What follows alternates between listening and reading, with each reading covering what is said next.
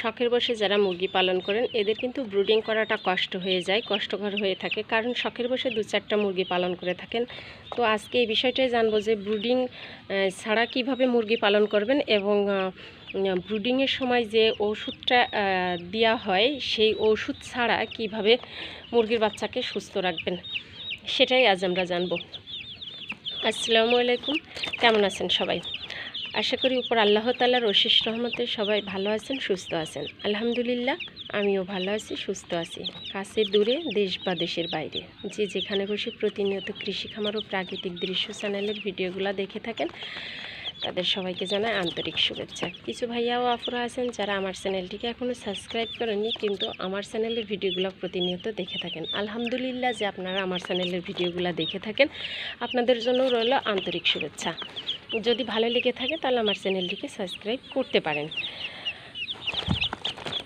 আজ আমরা যে বিষয়টা লক্ষ্য করব, জানবো, সেটা হচ্ছে যে ব্রুডিং ছাড়া আমরা কিভাবে মুরগি পালন করব এবং কিভাবে ব্রুডিংয়ের সময় যে ওষুধটা দেয় সেটা ছাড়া আমরা কিভাবে পালন করব। ও দেশি মুরগি কালার বাট এবং ব্রয়লার, যে এখানে দেখতে পাচ্ছেন আমার খামারে নতুন কিছু মুরগি আবার অ্যাড করলাম। তো এই বাচ্চাগুলা কিন্তু কালার বাট এবং ব্রয়লার কিন্তু 2টা আর কালার বাট আছে 5টা, মোট 7টা। তো বাচ্চাগুলা কিন্তু নারিশের বাচ্চা। তো কার্টুনটা দেখলে হয়তো বলবেন যে কার্টুনটা এমন কেন, তো অন্য একটা কার্টুনের মধ্যে বাচ্চাগুলা দিয়েছে তাই, কিন্তু বাচ্চাগুলা নারিশের। তো নারিশের এ গ্রেডের বাচ্চাগুলা কিন্তু মাশাআল্লাহ অনেকটা সুন্দর এবং যে দেখতে পাচ্ছেন অনেকটা বড় বড় কিন্তু বাচ্চাগুলা। তো একদিনের বাচ্চা যে এতটা বড় কালার বাটের বাচ্চাগুলা বোঝাই যাচ্ছে না। এই যে, তো যাই হোক, আমি এর আগে কিন্তু পূর্বের যে সকল আমি ভিডিওগুলো দিয়েছিলাম সে সকল ভিডিওতে আপনারা দেখেছেন যে আমি কিভাবে ব্রিডিং ছাড়া মুরগিগুলা পালন করেছি এবং কি কি খাবার দিয়েছি ওষুধ ছাড়া। তো এই যে বাচ্চাগুলা দেখতে পাচ্ছেন, এই বাচ্চাগুলাকে কিন্তু আমি এখন যেটা করব, এদেরকে ব্রুডিং করার কিন্তু আমি করব না। কেন করব না? কারণ এখন কিন্তু প্রচুর পরিমাণে গরম, আর এই গরমের সময় ব্রুডিং করার প্রয়োজন পড়ে না যদি অল্প বাচ্চা হয়ে থাকে। আর বেশি বাচ্চা হলে সেক্ষেত্রে একটু ব্রুডিংয়ের প্রয়োজন হয়, কিন্তু এখন গরম, তো এই কারণের জন্য আমি বাচ্চাগুলোকে ব্রুডিং করাবো না। এবং এদের যে ওষুধটা লাগে সেই ওষুধটা আমি এদেরকে যে দিব, ওষুধ ছাড়া কিভাবে দিব এবং ঘরোয়া পদ্ধতিতে যে আমি যে ওষুধটা তৈরি করব সেটা আজ দেখাবো। তো এই যে বাচ্চাগুলো দেখতে পাচ্ছেন, বাচ্চাগুলো কিন্তু মাশাআল্লাহ অনেক সুন্দর। তো এদের এই সৌন্দর্য ধরে রাখার জন্য কিন্তু এখন আমাদেরকে কষ্ট করতে হবে। তো প্রতিটা জিনিসই ফার্স্টে দেখতে সুন্দরই থাকে, সেই সৌন্দর্যটা ধরে রাখাই কঠিন। তো এখন যেটা করব, এদের জন্য আমি যে ওষুধটা তৈরি করব ঘরোয়া পদ্ধতিতে, যে খাবারটা স্যালাইনটা, সেটা হচ্ছে এই যে এখানে আমি কিন্তু কিছুটা পানি নিয়েছি। আপনারা আপনাদের মুরগির পরিমাণ বুঝে নিতে পারেন। তো আমি এখানে আধা লিটার মতো পানি নিয়েছি। এখানে আমি এখন এর সাথে যে জিনিসটা অ্যাড করব সেটা হচ্ছে পানি, চিনি এবং লেবুর রস। তো এই যে দেখতে পাচ্ছেন এখানে পানিটা অলরেডি নিয়েছি। আর এই যে লেবু, জাস্ট আপনারা একটা লেবু থেকে এভাবেই 1 টুকরা লেবু কেটে নেবেন।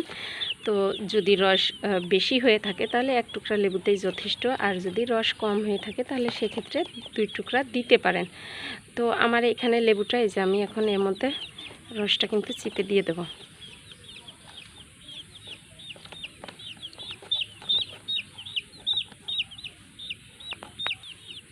তো লেবুটা চেপা শেষ হয়ে গেছে, এবার এর মধ্যে আমি দিব হচ্ছে একটু চিনি।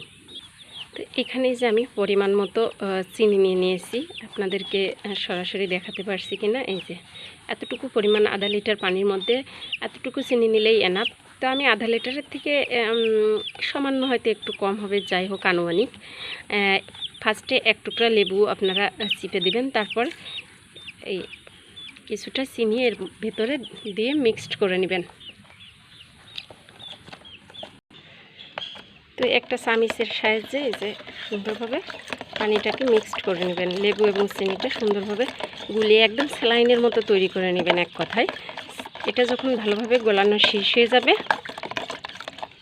এ পর্যায়ে আমি এই যে একটা পট দেখতে পাচ্ছেন, এটা এক ভাইয়া কমেন্ট করেছেন যে আপু আপনি এই পটটা কিভাবে, পানির পটটা কিভাবে তৈরি করছেন।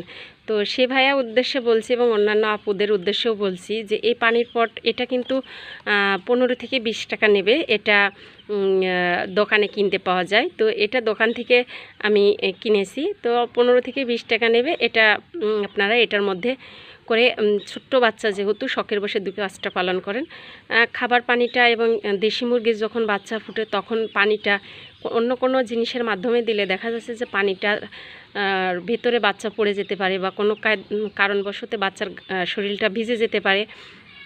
আর এইটার সাথে যে এই যে একটা পটের সাথে এই যে একটা বোতল দিয়ে নেবেন, তাহলে কি হবে যে এই বোতলটা এইভাবে পেঁচিয়ে লাগাতে হয়। তো এই যে এইভাবে তৈরি করে নেবেন, তাহলে এক্ষেত্রে দেখা যাচ্ছে যে বাচ্চাটা এর ভেতরে পড়ার কোনো ভয় থাকবে না এবং এর চারি সাইড থেকে কিন্তু বাচ্চা সুন্দরভাবে পানি খেতে পারবে। তো আমি আশা করি যে সকল ভাইয়াও আপনারা কমেন্ট করেছিলেন যে আমি এটা কিভাবে তৈরি করেছি তাদের হয়তো বা প্রশ্নের উত্তর দিতে পারছি। এটা এখন যেটা করব সেটা হচ্ছে এটার মধ্যে সুন্দরভাবে পানিটাকে ভরে নিব। যে এটার মধ্যে এখন পানিটা আমার ভরা শেষ। এই যে এই মুখটা জাস্ট এইভাবে ঘুরিয়ে লাগিয়ে দিবেন।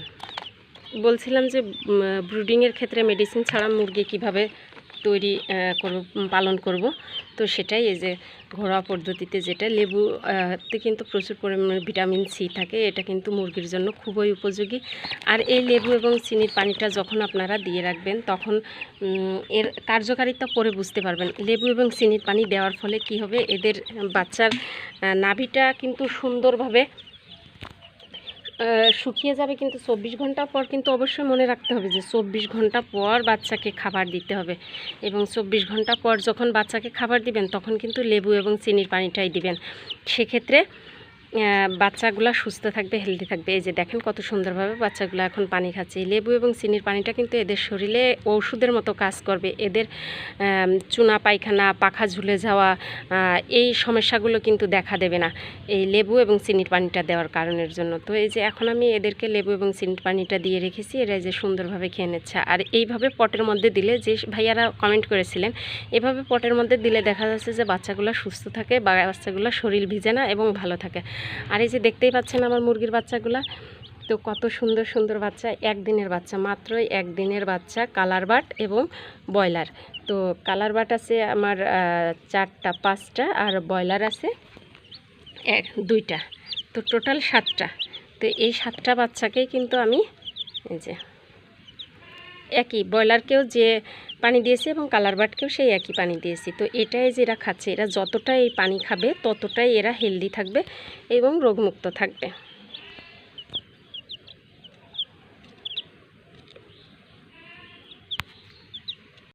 বাচ্চাগুলো এত সুন্দর, অনেক কিউট কিউট বাচ্চা, এ গ্রেডের বাচ্চা। তো বাচ্চাগুলো কিন্তু খুবই সুন্দর মাশাআল্লাহ।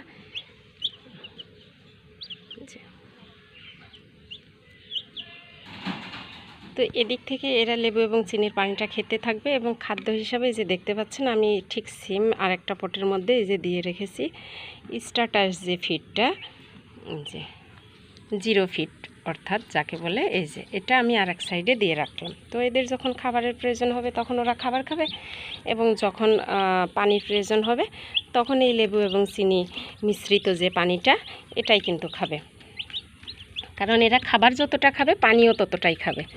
তো এদের সুস্থ রাখার জন্য কিন্তু অবশ্যই প্রয়োজন লেবু এবং চিনির পানি। যদি আপনারা ব্রিডিং ক্ষেত্রে মেডিসিন প্রয়োগ না করেন, বিশেষ করে ঘরোয়া পদ্ধতিতে, মানে যারা পালন করতে চান, যারা আসলে অল্প মুরগি যারা পালন করেন, এদের ক্ষেত্রে কিন্তু আপনার ওইভাবে ওষুধ দেওয়াটা কিন্তু সম্ভব হয় না, কারণ এই 2-4টা মুরগির জন্য কিন্তু অতগুলো টাকা খরচ করে কিন্তু ওষুধ আনাটা টাফ হয়ে দাঁড়ায়। তো সেই ক্ষেত্রে আপনার লেবু এবং চিনির পানিটা আপনারা দিতে পারেন। এটা দিলে অনেকটা রোগমুক্ত থাকবে এবং এদের ভিটামিন সি এর কাজ করবে। এছাড়াও এদের পাখাও ঝুলে যাবে না, কুচমোও ধরবে না। তো যাই হোক, দেখতে পাচ্ছেন, দেখা হবে পরবর্তী কোনো ভিডিওতে। এবং আমার পূর্বের ভিডিওগুলোতে দেখেছেন যে আমি একত্রে যে দেশি মুরগি ও ব্রয়লার মুরগি পালন করেছিলাম, তারা কত বড় হয়েছে সেটা হয়তো দেখেছেন। আর তার থেকে যে আমি দুটা রেখে দিয়েছি ব্রয়লার মুরগি অর্থাৎ পোলট্রি মুরগি ডিম পাড়ানোর জন্য, সেটাও আমি আপনাদেরকে নেক্সট ভিডিওতে দেখাবো।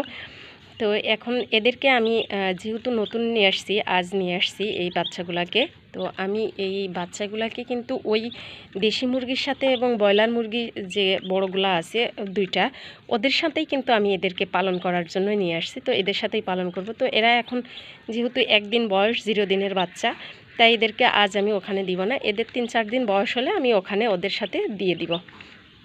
তো আপনারা যারা চাচ্ছেন যে আমরা ব্রয়লার মুরগি বা কালার বার্ড একসাথে পালন করব দেশি মুরগির সাথে, আলাদা করে আসলে এই 4-5টা মুরগি শখের জন্য পালন করতে গেলে তাদের জন্য করে কিন্তু আলাদা করে আপনার ঘর করা পালন করা একটা বিরক্তকর মনে হয়। অনেকেই মনে করেন যে আমার তো 2-5টা দেশি মুরগি আছে, কিন্তু আমি এর সাথে এই দেশি মুরগির বাচ্চার সাথে ব্রয়লার মুরগিগুলোকে বা কালার বার্ডকে কিভাবে পালন করব।